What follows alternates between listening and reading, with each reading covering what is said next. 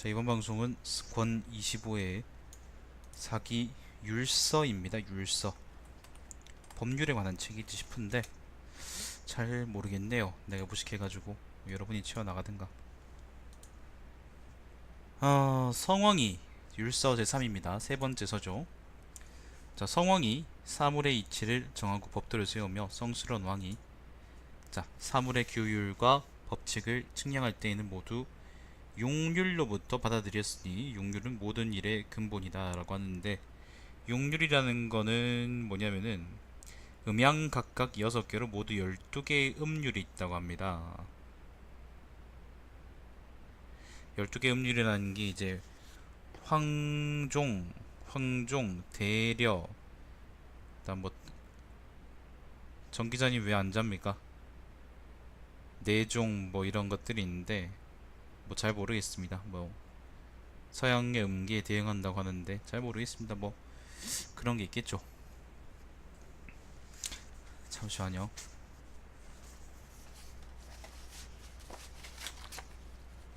잠시만요, 여러분.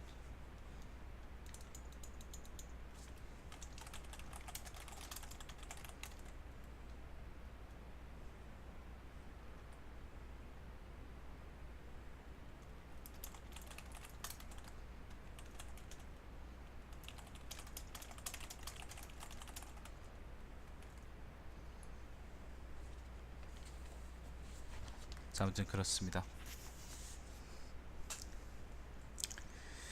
자, 용률은 모든 일의 근본이다. 그것은 전쟁에 있어서 특히 중요한 의미를 지녔기 때문에 적진의 구름 모양을 보고 기륭을 알고 율성을 들으면 승부가 드러난다 라고 했던 것이다. 이는 역대 제왕들이 바꾸지 않는 도리였다. 글쎄요, 잠깐만요.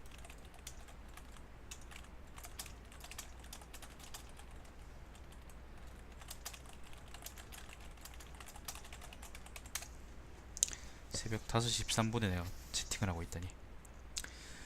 자, 주나라 무왕이 은나라 주왕을 정발할 때 율성을 들었는데 맹춘으로부터 계동까지의 12가지를 모두 듣고 살기를 드러내는 소리라고 하여 궁성을 위주로 했다고 한다. 궁소리, 궁성 각치운가? 그거에서 궁이요. 같은 소리가 서로 따르는 것은 사물의 자연스러운 마인이 어찌 괴이하다 하리오. 전쟁이란 성인이 강포함을 토벌하고 난세를 다스리며 적대 세력을 평정하고 위험을 구하는 소이이다. 그런 바이다. 설령 날카로운 이빨과 뿔을 가진 야수라고 해도 침범당하면 반드시 보복하는 법인데, 하물며 사람이 호오와 희로의 길을 품은 데 있어서야 어떻겠느냐. 이 번역한 분이 번역을 좀 어렵게 놓으셨네. 기뻐하면 사랑하는 마음이 생겨나고 노하면 살벌함이 가해지니 이는 성정의 이치인 것이다. 옛날에 황제는, 이 황제라는 것은 오제의 황제죠, 탕록의 싸움에서 염제의 제화를 평정하였으며 전욱은 공공을 토벌하여 수해를 평정하였다. 성탕은 하나라의 거왕을 남소로 쫓아버려 하나라의 난을 멸절시켰다. 차례로 흥하고 패하니 승자가 권력을 잡게 되는 것은 하늘로부터 받은 바이다. 이후로 유명인사들이 속속 출연하여 진나라는 구범을 등용하고 제나라는 왕자를 등용하였으며 오나라는 손무를 등용하여, 손무가 바로 여러분이 아는 손자죠, 손자. 손무를 등용하여 군령을 밝히고 상벌을 분명하게 적용하였으며 마침내는 제후 사이에서 패권을 장악하고 토지를 겸병 확장하였다. 비록 3대 고서인은 미치지 못하지만 자신은 총애받고 군주는 존경받으며 당대 이름을 뜻치니 이어찌 영광이라 하지 않을 것인가. 어찌 세상의 선비들처럼 큰 법칙에 어두워서 일의 경중을 헤아리지도 않고 외람되게 덕화를 말하며 용병수를 마땅치 않게 여겨 크게는 임금이 나라를 잃게 만들고 작게는 외적의 침입으로 나라가 쇠약해져도 지키기만 하여 움직이지 않고 기다리기만 하겠는가. 이 때문에 교훈과 편달을 제후의 집안에서 금할 수 없으며 형벌을 나라에서 버틸 수가 없고 정벌하는 것을 천하에서 폐지할 수 없으니 그것을 운용하려면은 교절이 있고 그것을 실행하면은 순력이 있는 것이다. 하나라의 거왕은 거란과 은나라의 주왕은 맨손으로 실랑을 물리칠 수 있었고, 실랑이라는 거는 뭐 승냥이, 이리 이런 거, 뜀박질로 네 마리 이끄는 수레를 뒤쫓을 수 있었으니 그 용맹이 결코 작지 않았다. 여러 번 전쟁을 해도 늘 이김으로 제후들이 두려워하고 복종하였으니 권력이 가볍지 않았다. 또 진나라의 이세 왕제는 쓸모없는 땅에 군대를 주둔시키고 변방에도 군대를 파견하였으니 그 무력이 약하지 않았다. 흉노와는 원한을 맺었고 월나라에도 화근을 씹었으니 그 세력 또한 약한 것이 아니었다. 그러나 그 위험과 세력이 다하였을 때는 평민 백성들마저 적국으로 여겼으니 무력을 다 써도 만족할 줄을 모르며 탐욕한 마음으로 전쟁을 그치지 않은 데 잘못이 있었던 것이다. 한나라 고조가 천하를 장악하였으나 세 곳의 변방에서 반란이 일어났으며 큰 나라의 왕들이 비롯 번보라고 하였으나 신하로서의 절개를 다하지 못하였다. 한나라 고조는 군사의 용병이 괴로운 이름을 알았으며 소하 장량의 지모가 있어서 전쟁을 멈추게 할 수 있었으나 적군을 얽어매는 수단을 갖추지는 못하였다. 직필이네요. 효문제가 즉위하게 되어 장군 진무 등이 위론을 올려 말하였다. 남월과 조선은 진나라 전 시기에 걸쳐 친하로 복속하였습니다. 후에는 군대에 의존하고 험난한 요새를 방패로 삼아 꿈틀꿈틀 기회를 엿보면서 관망하고 있습니다. 고조께서 천하를 채로 평정하시고 백성들이 조금 안정되었으므로 다시 전쟁을 일으키기는 어려웠습니다. 지금 폐하께서는 인자함과 음해로 백성들을 어루만지고 은택을 천하에 더하셨으므로 군민들이 기꺼이 명령을 따를 터이니 반역의 무리들을 토벌하고 변방의 강토를 통일하여야 합니다. 효문제가 대답하였다. 짐이 즉위한 이래 그런 것은 생각해보지 않았다. 열시일족의 반란을 만나 공신과 종신들이 짐을 황제에 추대하는 것을 부끄럽지 않게 여겼으므로 잘못하여 황제의 자리에 앉게 되었고 항상 황제로서의 직분을 끝까지 다하지 못할까 근심이 되어 어쩔 수 없네. 주무십시오. 배터리 문제가 있었네. 자, 근심이 되어 전전율율하였소. 또 무기는 위험한 도구이며 비록 바라는 바를 이룰 수 있다 해도 군대로 움직이면 물자를 소비하게 될 뿐만 아니라 백성들을 먼 국경으로 보내야 할 것인데 어찌 그런 일을 할 수 있겠습니까? 고조께서도 필요한 백성들을 번거롭게 할 수 없음을 아시는 까닭에 정발할 뜻을 실행하지 않으셨습니다. 정 기자님 잘 자요. 짐이 어찌 그렇게 할 수 있겠는가. 지금 흉노가 내륙으로 침범해 오면 비록 군사들이 반격하여도 무공을 세울 수 없기에 변방의 백성들은 무기를 지니고 산지가 오래되었소. 짐은 항상 이 점을 가슴 아프게 생각하였으며 하루도 그것을 잊은 적이 없습니다. 지금 적대적인 상황을 제거할 수는 없으니 변방 요새를 경고히 하고 적의 정세를 살피는 시설을 설치하여 화친을 맺어 네, 들어가세요.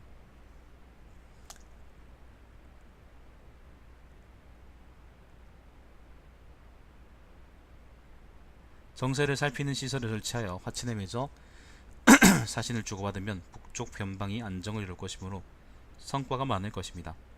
다시는 전쟁에 대한 논의를 하지 마시오. 이 때문에 백성들은 안팎의 요역이 없어져서 농사를 지으며 휴식할 수 있게 되었고 천하의 물자가 풍부해졌으며 곡식 10마리 10여 전의 높은 가격을 받을 수 있게 되었을 뿐만 아니라 닭울음 소리와 개 짖는 소리가 들리게 되었고 밥 짓는 연기가 말리에 펼쳐지게 되었으니 참으로 평화롭고 안락한 모습이라고 하겠다. 잠깐만요.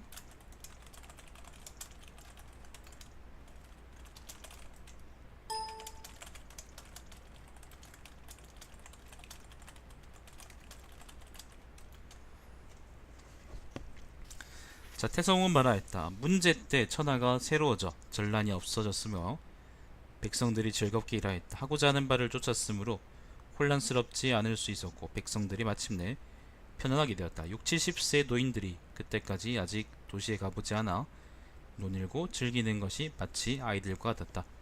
문자말로 공자께서 말씀하신 덕을 가진 군자가 아니겠는가. 야, 이게 율서라는 게 내가 처음 볼 때는 뭐 그 법률에 관한 얘기 같은 법률이라고 생각했었는데 지금 보니까 군대에 관한 이야기네요. 군대. 예를 들면 병법이나 그런 거에 대한 얘기가 아니고 말 그대로 이제 군사를 운영한다는 것 자체에 대한 그냥 이야기였습니다. 자, 그렇습니다. 서경에는 7정과 28사 등에 대해서 쓰여져 있다. 음률과 역법으로서 하늘은 오행과 8정의 기운을 소통시키고 만물을 성숙시킨다. 산은 해와 달이 머무는 곳이다. 산은 기운을 잘 펼치는 것이다. 부주풍은 서북쪽에 위치하여 살생을 주관한다. 벽수는 부주풍의 동쪽에 위치하고 있는데 생기를 주관하여 동쪽으로 가서 실수에 이르게 된다. 이거는 별자리 이야기입니다. 실수는 양기를 주관하여 품고 있다가 그것을 만들어낸다. 실수는 동쪽으로 와서 위수에 이르게 된다. 위는 허물어진다는 뜻이다. 양기가 여기 이르러 허물어지는 까닭에 위라고 하는 것이다.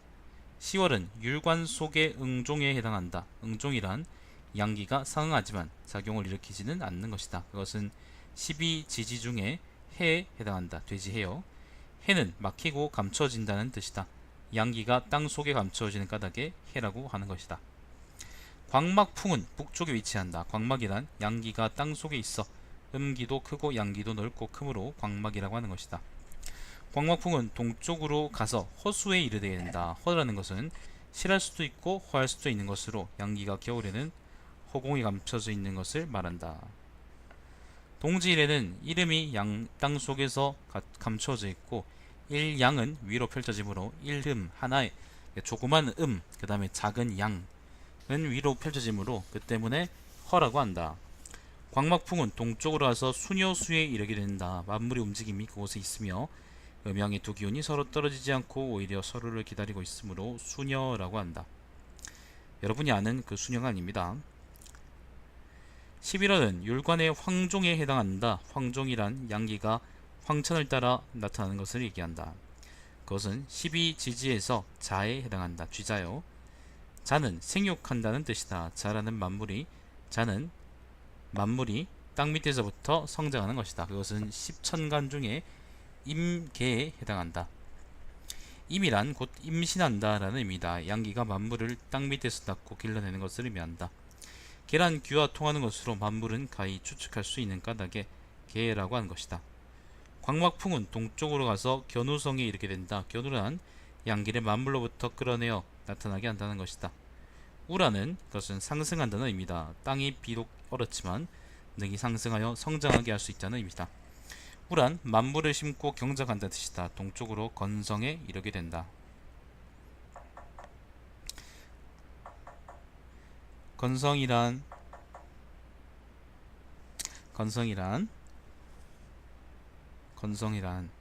모든 생명을 생성시킨다는 뜻이다. 12월은 율관 중에서 대려에 속한다. 대려는 12가지 중에서 축에 속한다.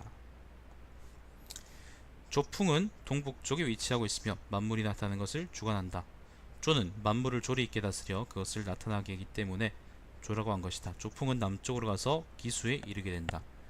기라는 것은 만물의 근본이라는 뜻이며 그 때문에 태주라고 한다. 정월은 율관 중에서 태주에 해당한다.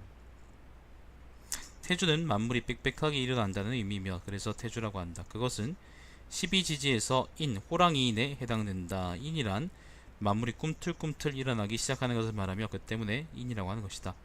남쪽으로는 미수에 이르게 되는데 만물이 처음 일어나는 모양이 마치 꼬리와 같기 때문에 꼬리와 같이 미약하다는 뜻이다. 또 남쪽으로는 심수에 이르게 되는데 만물이 일어나기 시작하여 새싹을 가지게 된다는 뜻이다. 남쪽으로 방수에 이르게 되는데 방이란 만물의 문을 말하며 문에 이르면 나타나게 된다. 진짜 재미없네요. 재미가 없구나. 자, 명서풍은 동쪽에 위치하고 있다. 명서라는 것은 모든 사물이 다 나오는 것을 밝힌다는 뜻이다. 2월은 율관 중에서 협종에 해당하는데 음기와 양기가 모두 끼어 있다는 뜻이다. 이것은 12지 중에서 묘요, 토끼에 해당한다. 묘는 무성하다는 뜻으로 만물이 무성함을 말하는 것이다. 토끼의 자손이 무성하다는 걸까요? 아니면 토끼의 사정력이 무성하다는 걸까요? 토끼는 굉장한 조로 아닙니까? 자, 이는 10천간에서 갑을에 해당한다. 갑이란 만물의 껍데기를 벗겨내고 싹이 트게 하는 것이다. 을이란 만물이 한꺼번에 일어나는 모양을 말하는 것이다. 명서풍은 남쪽으로 가서 저수에 이르게 된다. 저라는 것은 만물이 한꺼번에 나타나는 것이다. 또 남쪽으로 가서 항수에 이르게 된다. 항이라는 것은 만물이 성장해서 크는 것을 말한다. 다시 남쪽으로 가서 각수에 이르게 된다. 각이란 만물이 모두 가지를 뻗게 되는 것이 마치 뿔과 같다는 뜻이다. 3월은 율관 중에서 고선에 해당된다. 고선이란 만물이 깨끗하게 일어난다는 뜻이다. 이는 12지지 중에서 진, 용이요. 용에 해당한다. 진이란 만물이 움직인다는 뜻이다. 청명풍은 동남쪽 모퉁이에 위치하고 있다. 바람을 주관하여 만물을 날리게 하는데 서쪽을 향해서 진수에 이르게 된다. 진이라는 것은 만물에 큰 이익을 주고 왕성하게 한다는 뜻이다. 서쪽으로 가서 익수에 이른다. 익이라는 것은 만물이 모두 날개를 가지고 있음을 말한다. 4월은 율관 중에 중려에 해당한다. 중류라는 것은 만물이 모두 움직여서 서쪽으로 가는 것이다. 이는 12지지 중에서 뱀에 해당한다. 사라는 것은 양기가 이미 쇠진하였음을 말한다. 서쪽으로 와서 칠성에 이르게 된다. 칠성이란 양수 7로 이루어지므로 칠성이라고 하는 것이다. 서쪽으로는 장수에 이르게 된다. 장이라는 것은 만물을 모두 펼치는 것을 말한다. 서쪽으로 와서 주수에 이르게 된다. 주라는 것은 만물이 쇠약해지기 시작함을 말하는 것이며 양기가 하강하기 시작함으로 주라고 한다. 5월은 율관 중에 유빈에 해당한다. 유빈은 음기가 미약하기 때문에 유라고 한다. 양기가 위축되어 운영될 수 없으므로 빈이라고 한다.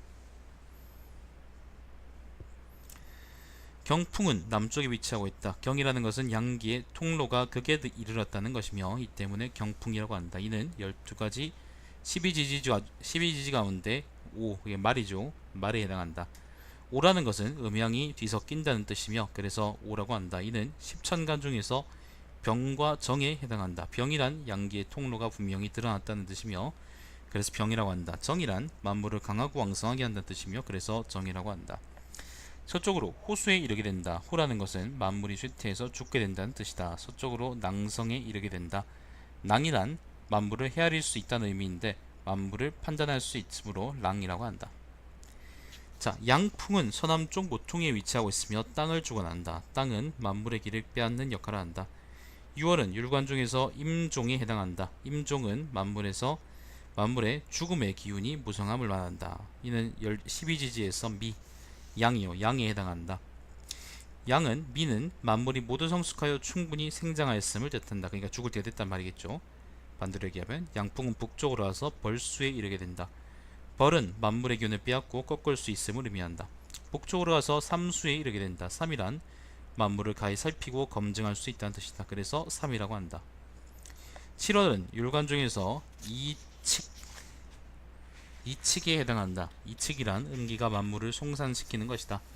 이는 12지지에서 원숭이에 해당한다. 신이란 음기가 사물에 작용한다는 뜻이며 만물을 꺾고 손상시키기 때문에 신이라고 한다. 북쪽으로 가서 탁수에 이르게 된다. 탁이라는 것은 접촉한다는 뜻이다. 만물은 모두 죽음에 부딪히게 되므로 탁이라고 한다. 북쪽으로 가서 유수에 이르게 된다. 유라는 것은 양기가 머물러 있는 까닭에 유라고 하는 것이다. 8월은 율관 중에서 남녀에 해당한다. 남녀라는 것은 양기가 들어가서 감추어진다는 의미다. 이는 12지지 중에서 닭이죠. 유에 해당한다. 유는 만물이 늙었다는 뜻이며 그래서 유라고 하는 것이다.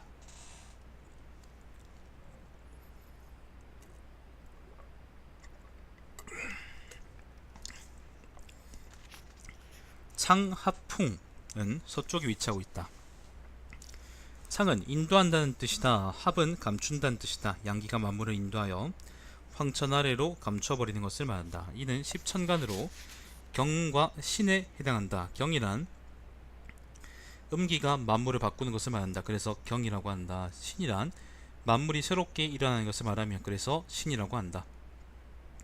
북쪽으로 와서 위수에 이르게 된다. 위라는 것은 양기가 폐장되어 모두 위로 들어감을 얘기한다. 위라는 것은 우리 위장이에요. 위장. 북쪽으로는 누수에 이른다. 누라는 것은 만물을 부르고 그것을 받아들인다는 뜻이다. 북쪽으로 와서 규수에 이른다. 규라는 것은 독을 주관하고 쏘아서 만물을 죽인다는 뜻이며 그것을 받아들이고 감춘다는 의미이다. 9월은 율관 중에서 무역에 해당하며 무역이라는 것은 음기가 왕성해져서 일마다 운영되고 양기는 남김없이 다 없어짐으로 무역이라고 한다. 이는 12지지로는 술, 개요 개, 술에 해당한다. 술은 만물이 모두 없어진다는 의미이며 이러한 까닭에 술이라고 한다.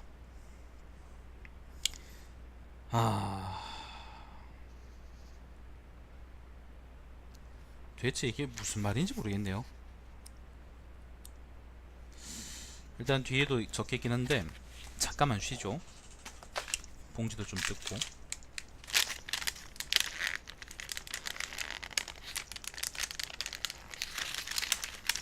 뭔가 이제 그 고대 중국에서 사용한 어떤 그 군사적인 이치에 관해 설명해 놓은 것 같은데,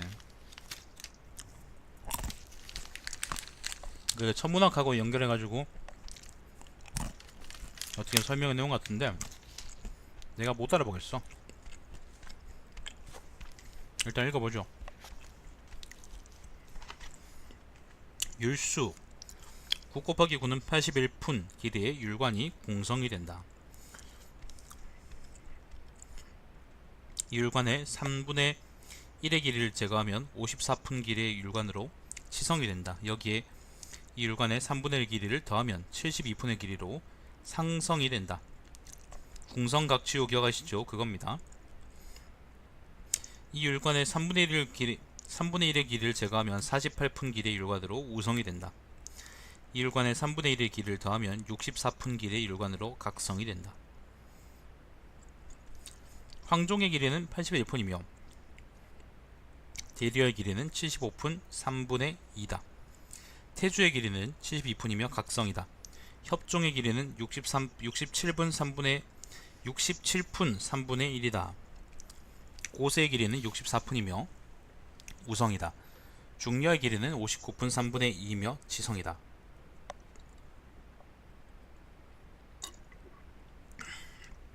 진짜 재미없네.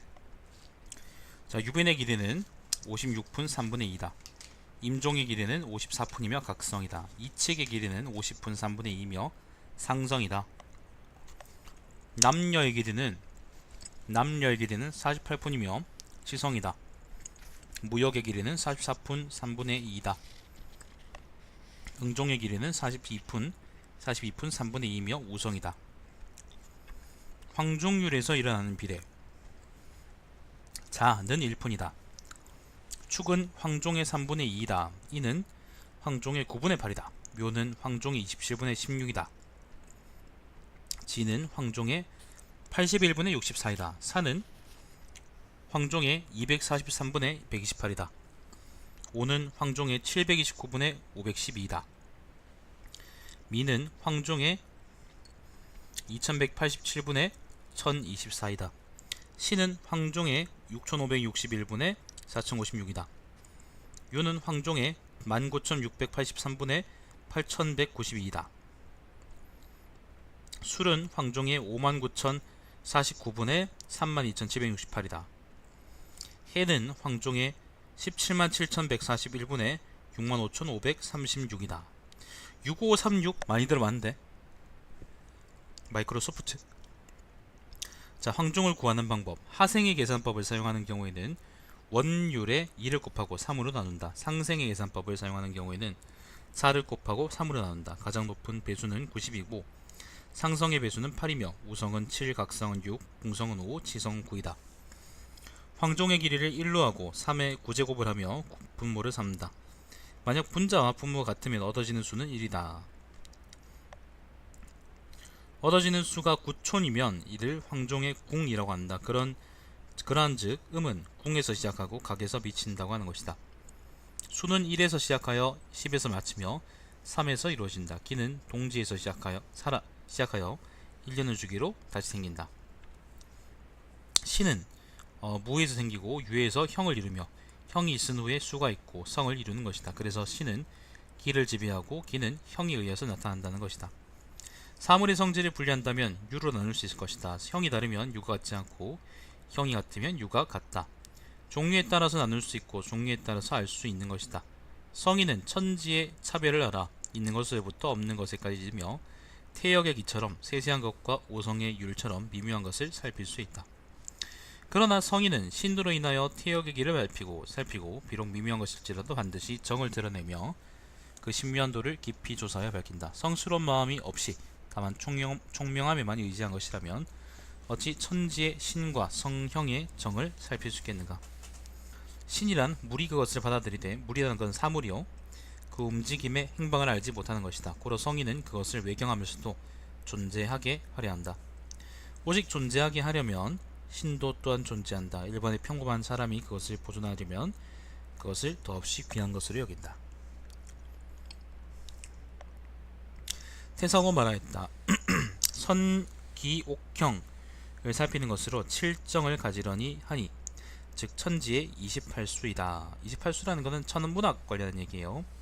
10천관과 12지지 그리고 12율의 배합은 상고 때부터 시작되었다. 율을 만들고 역법을 운산하여 일행의 도수를 일행 해가 다니는 길에 도수를 획정한다. 사물의 객관적 실제와 부합하고 도덕과 통하면 이 법칙과 제도를 따르는 것이다. 라고 되어있는데 사실 무슨 말인지는 잘 모르겠습니다. 정말 모르겠군요. 역서는 또 길어요. 그래가지고 많이 긴 건 아닌데 그래도 내가 지금 읽을 수 있는 만한 길이는 아닌 것 같고요. 나중에 하지 뭐. 율서는 도대체 무슨 말인지 모르겠네. 진짜로 잘 모르겠습니다. 자, 오늘 방송 여기서 종료하겠습니다. 새벽 5시에 한번 켜봤는데 역시 오래 버티긴 좀 힘든 것 같습니다. 자, 그럼 내일 다시 뵙겠습니다. 방송 종료하겠습니다. 시청해주신 분 감사드립니다. 제 방송은 유튜브의 달마시안TV에서 다시 보실 수 있습니다.